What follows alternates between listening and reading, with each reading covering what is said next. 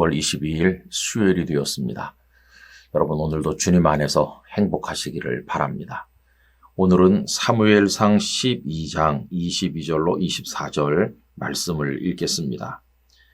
여호와께서는 너희를 자기 백성으로 삼으신 것을 기뻐하셨으므로 여호와께서는 그의 크신 이름을 위해서라도 자기 백성을 버리지 아니하실 것이요 나는 너희를 위하여 기도하기를 쉬는 죄를 여호와 앞에 결단코 범하지 아니하고 선하고 의로운 길을 너희에게 가르칠 것인즉 너희는 여호와께서 너희를 위하여 행하신 그 큰 일을 생각하여 오직 그를 경외하며 너희의 마음을 다하여 진실이 섬기라.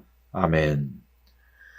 오늘은 이 말씀을 가지고 기도와 통일이라는 제목으로 잠시 묵상하려고 합니다.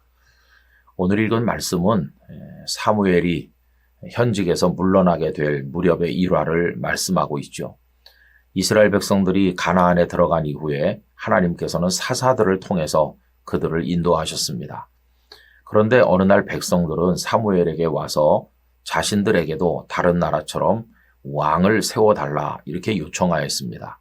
백성들의 이러한 요청에 대해서 하나님께서는 그들이 사무엘 너를 거절한 것이 아니라 나 여호와를 거절한 것이라 하시면서 섭섭하게 여기셨습니다.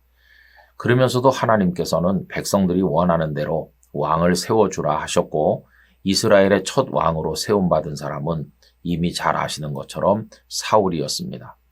이제 사울이 왕의 자리에 앉고 나니까 이제 사무엘은 모든 것을 내려놓고 이제 물러가게 되는 것이죠.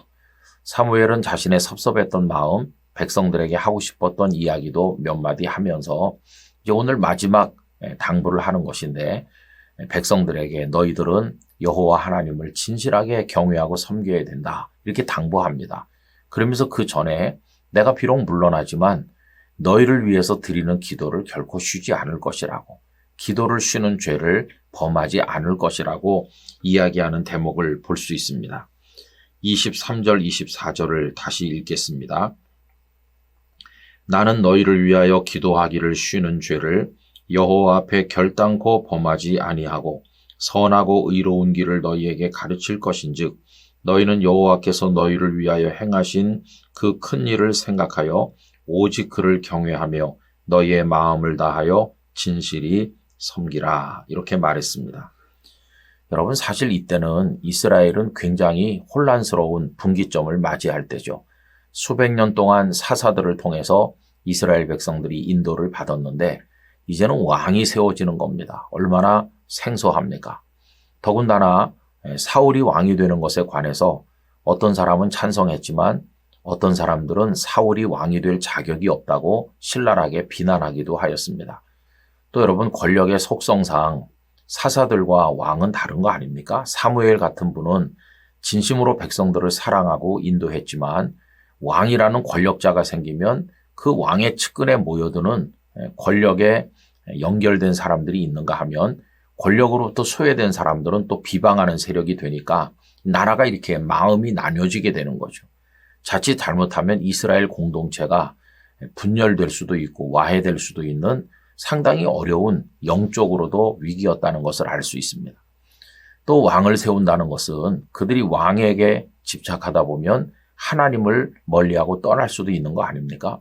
이렇게 혼란스러운 시대 사무엘은 깨달았어요. 내가 비록 그들을 일선에서 지도하지는 않지만 그들을 위해서 기도해야 된다.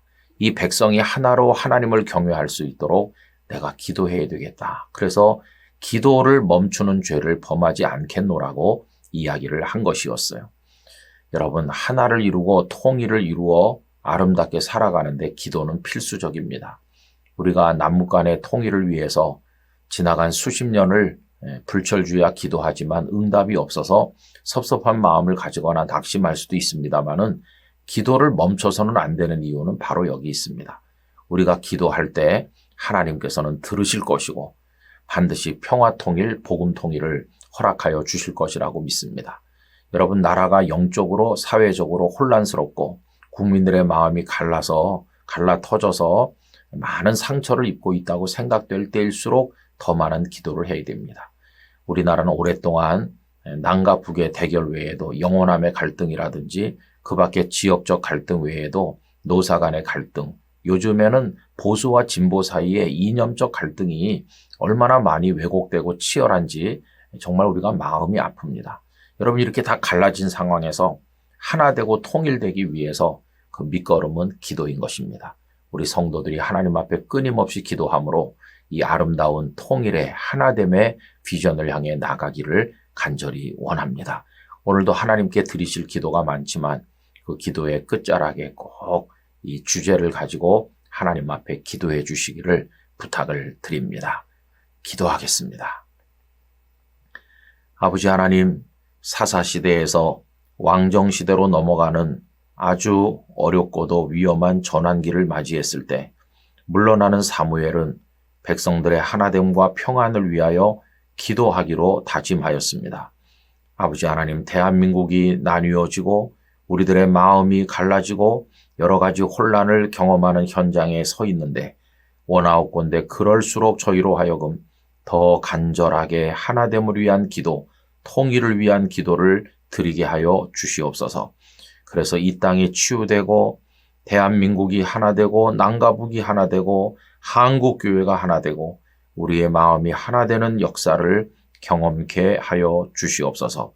우리로 하나를 향해 나아가게 하시는 예수 그리스도의 이름으로 기도드리옵나이다. 아멘.